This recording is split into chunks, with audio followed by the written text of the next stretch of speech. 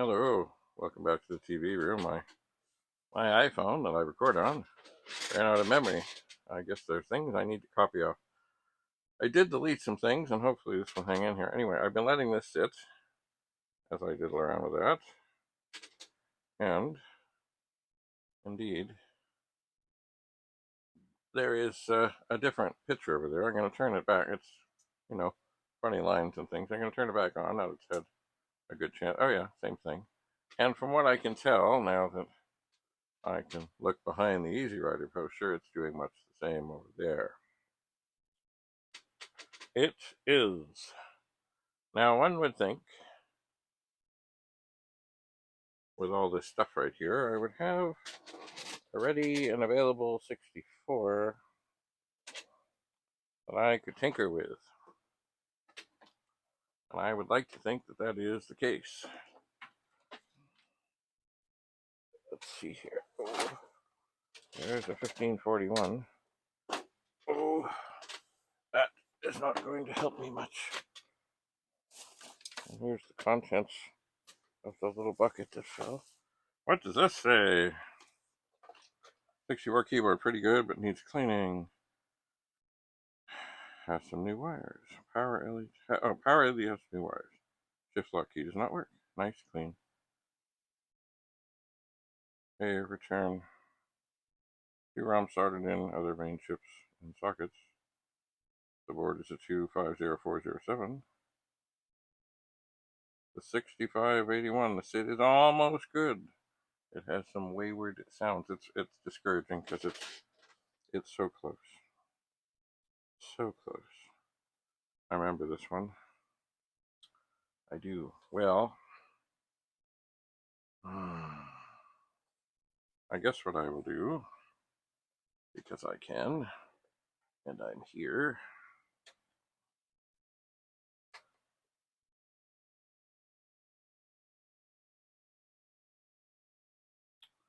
I will open this one up.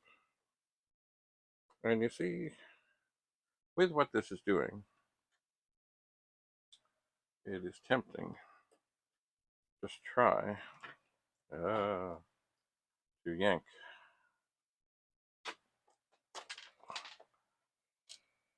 What's going on here? What's going on here? What have I done?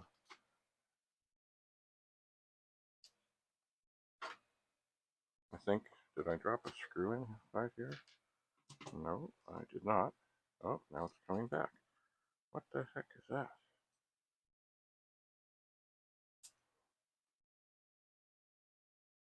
That was strange.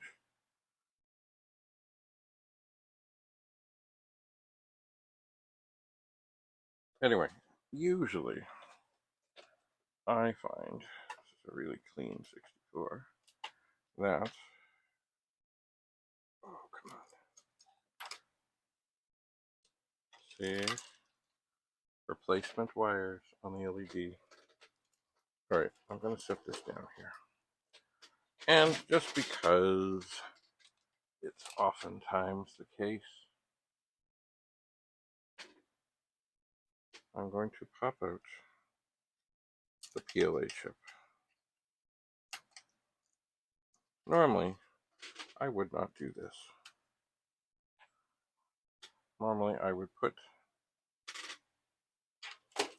take things out one at a time and try them. But the PLA chip is a constant source of trouble. It just is. So, here's the PLA chip, this one.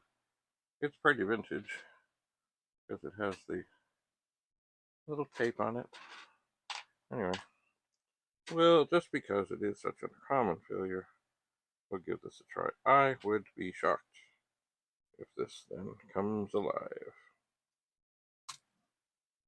So, PLA is in. Let's give it a try. Much the same. Identical. Well, let's turn this off. We'll bring this 64 up here. We'll set it on top of this one. Pull out the video. No point in turning it on right now because it doesn't have a PLA chip in it. Swap the PLA chip.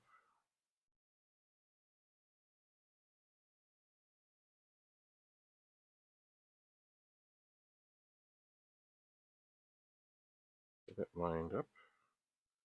I really should put on, I think these are reading glasses. Yes. Really should put some on. Check that out. Turn this on. See what happens.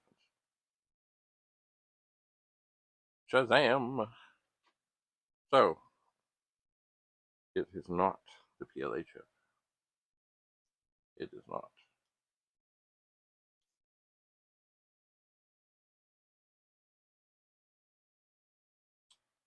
So, well, I guess what I could do now is take this handy dandy screwdriver that is I have modified ever so slightly. So I can pull off the cover.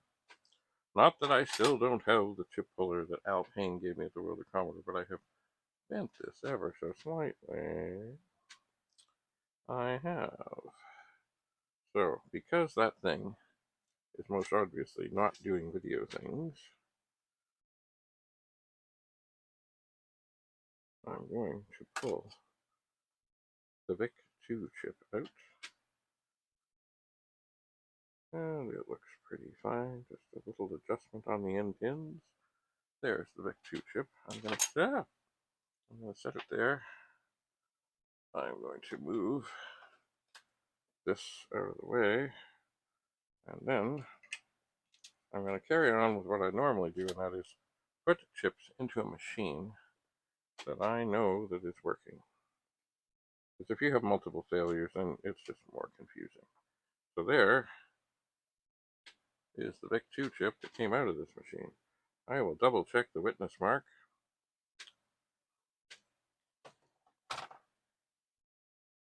I will. I will put the VIC chip in. I will turn it on. And looky that. We don't see anything. I'm going to look carefully.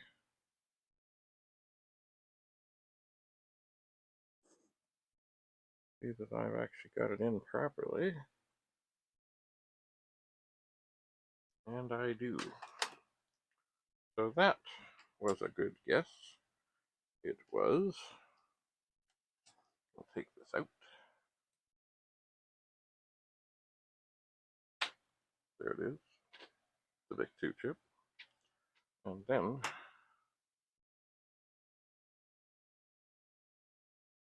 the pins get just a little bit of a tweak on them. Just a little bit of a tweak.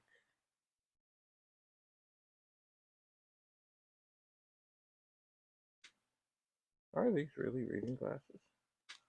I'm not even sure. No, I don't think they are. Okay, so I'll use the magnifying glass to get a good look in here. Everything looks to be okay. So I'll push it in and turn it on. Boom. Up comes 64. Now it's funny. I guess I can move the Easy Riders now. Oh yeah. It's funny, the display on that monitor is not looking as nicely as I would like for a machine of this sort and kind. I wonder. But I've known the early ones do stuff like that. So I think what I'm going to do is swap back the original PLA chip. There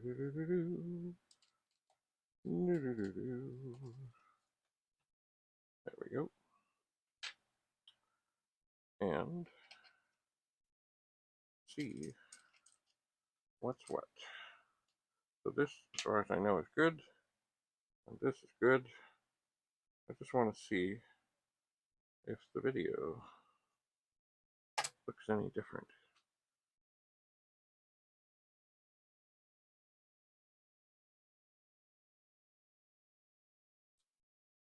And no, it really does. It looks fine up there. It just doesn't look as crisp over there.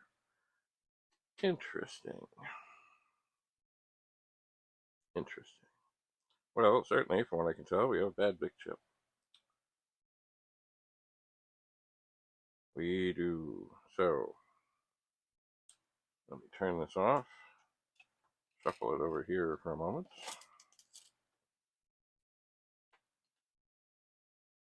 And maybe I'll put the PLA back in where it came from.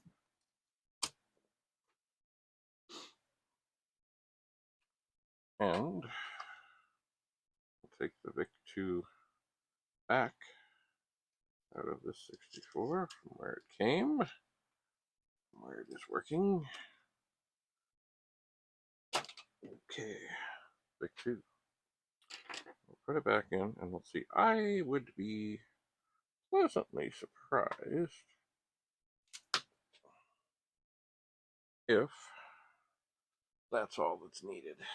But when it does give strange video things, it's understandable. It could be the video interface chip version 2 for the 64. Let's see what happens. Oh.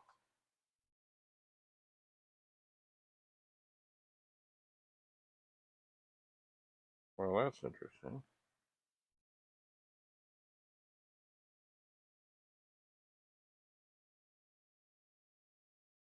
So,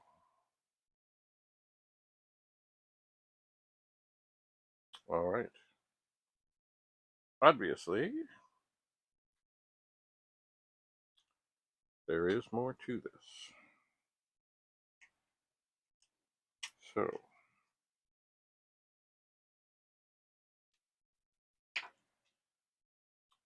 we'll take this out. Pins are looking good. We'll put it back in. Oops.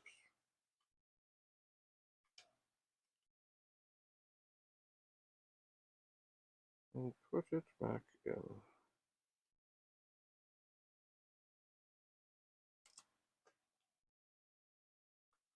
Now we're turned off.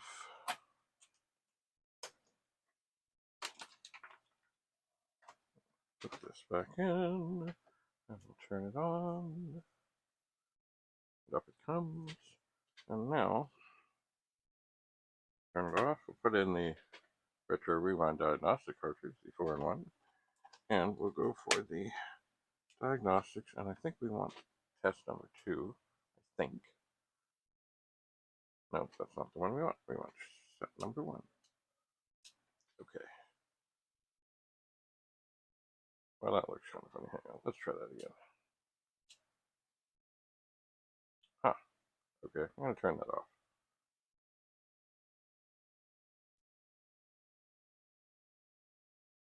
There. That's better. Now, with this thing happening, you should be able to hear the slight strange things that are going on with the SID chip. Very slight. Almost perfect. But not quite. And while we're there, I'm going to take out the SID chip from this other machine. And then we'll wait and see. Now, these things say bad, that's okay. It's alright.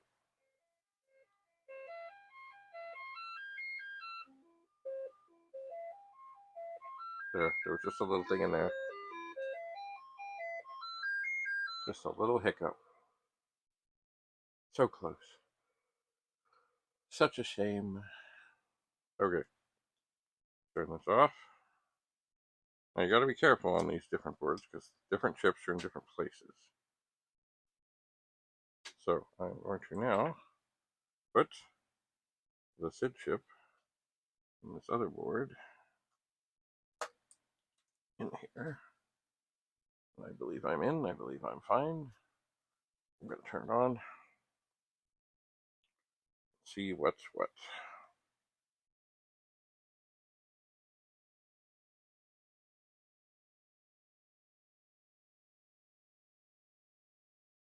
This will take. Oh, wait a sec. We're supposed to be on the air.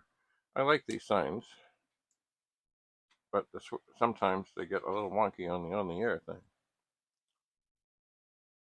So we'll see. It would be really great if the SID chip works. SID chips are a good thing, a great thing, wonderful to have working.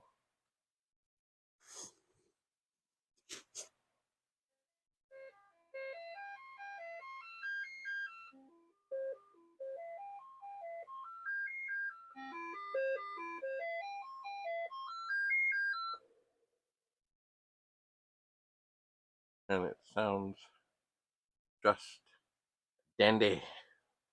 Well, that is good. That is good. It is good. So now, I guess we'll do one more thing here.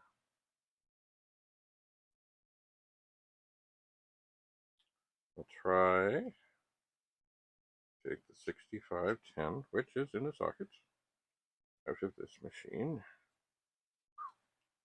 Giving me a bit of a hard time, but you know, it's probably been in here for 40 years or so. Come on, come on, come on.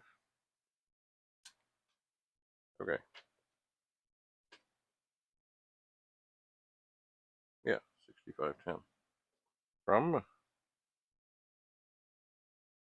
the 49th week of 1982, so this is pretty early. These chips are. Okay. Okay. So we'll pop out. We are turned off. Pop out the 6510.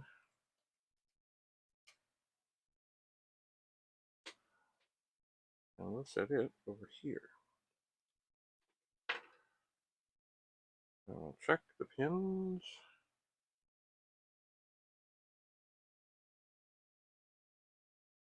And everything looks okay. So we'll put this in.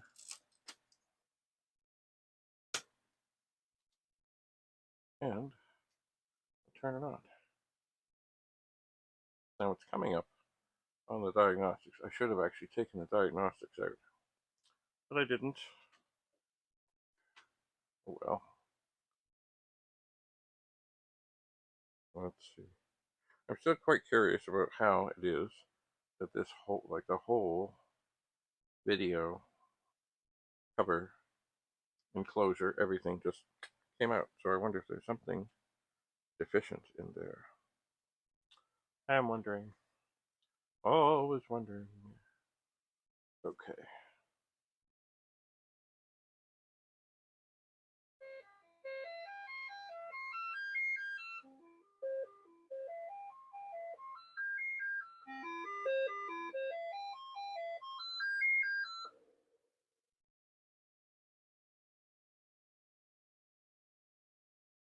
So that seems okay. I'm going to pull out the Retro Rewind 4-in-1 diagnostic cartridge. I'm just going to turn this on. And up it comes. So, the video chip is bad for sure. PLA seems fine. 6510 seems fine. I can't change everything in here because, well, not everything is socketed in the other machine. But I can do some more things. Yeah, and I'll do that the next time you drop in. So, thanks for coming. Have a lovely, lovely day. David Bradley in the TV room, signing off. Bye for now.